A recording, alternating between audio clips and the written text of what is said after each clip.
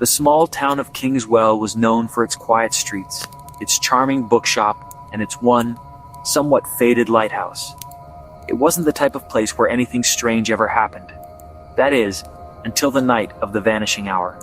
It was exactly midnight when Emma Bishop, a freelance journalist, sat in the corner of the Lighthouse Tavern, sipping her gin and tonic. She had moved to Kingswell a few weeks ago, hoping the slow pace would allow her to escape the chaos of city life. But one thing had nagged at her since her arrival: the strange disappearances. In the last year, 4 people had gone missing, all without a trace. The police were baffled. No forced entry, no ransom notes, no clues. It was as if the victims had simply vanished into thin air. And what made it even stranger was that all the disappearances happened at exactly midnight. The locals called it the vanishing hour. Emma had heard the rumors, of course. Some said it was the ghost of a long-dead fisherman haunting the lighthouse. Others thought it was a secret cult operating in the shadows. Emma, being the skeptic, dismissed them all, until she started noticing the same odd patterns in her research.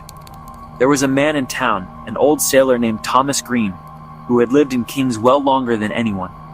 He was the kind of person you'd expect to know every secret in town, and yet, he rarely spoke of the disappearances. Tonight, though, Emma decided to confront him. She walked out of the tavern and made her way toward the lighthouse, its tall, looming structure casting a long shadow over the path. As she neared the edge of the cliff, she saw Thomas standing there, staring out at the ocean. "Mr. Green!" Emma called out, her voice carrying in the crisp air. He turned slowly, his face hidden in the shadows of his worn grey cap. "Emma Bishop," he said, as if he'd been expecting her.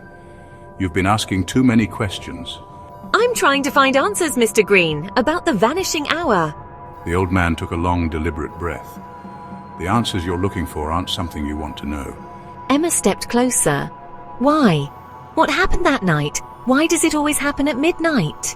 Thomas hesitated. His eyes shifted nervously to the lighthouse behind him. "There's a secret here, a dark one, but some secrets are better left buried." Just as Emma opened her mouth to push further, the wind suddenly picked up, howling against the cliffside. The lighthouse light flickered, casting an eerie glow across the beach. And then, right before her eyes, Thomas Green vanished. Gone.